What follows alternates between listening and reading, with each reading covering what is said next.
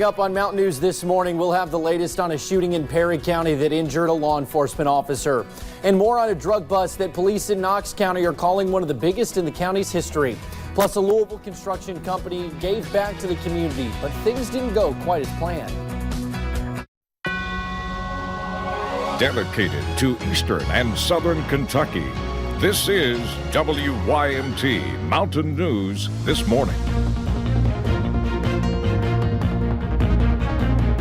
Good morning. It is 4:59 on Tuesday, June the 11th. I'm Will Puckett. Thank you for tuning into Mountain News this morning.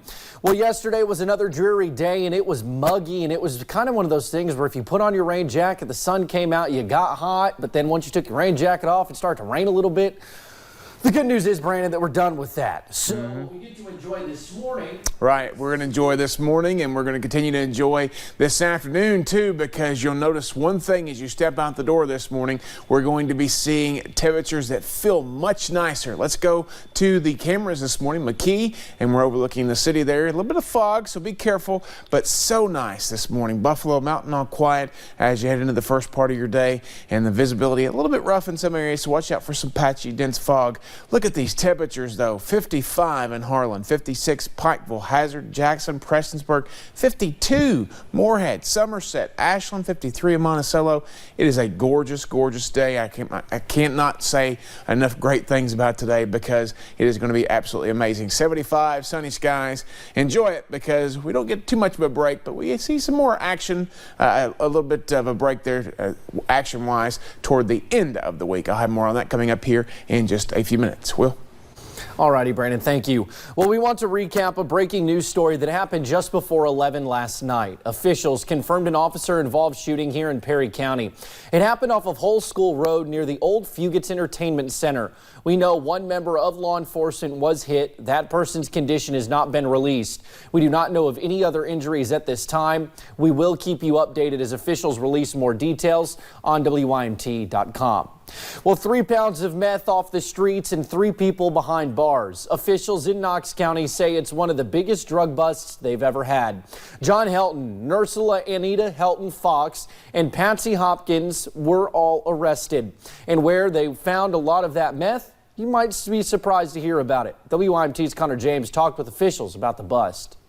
What started with a couple complaints We'd never ever see that much in one location. ended One of the largest amounts in Knox County. in nearly $35,000 worth of meth off the streets. It's a relief for us. A 2-month-long investigation led Sam Mullins to a home in Corbin. We was really about to give up. Hours of searching coming up empty-handed. Yeah, last place. I mean, we would have never thought to check there. That's when they decided to search one more area before calling it quits. There was one place that we hadn't checked, and it was the children's playhouse. In that playhouse in Corbin, 2 pounds of hard drugs. And that's when he locates a large quantity of methamphetamine and a handgun.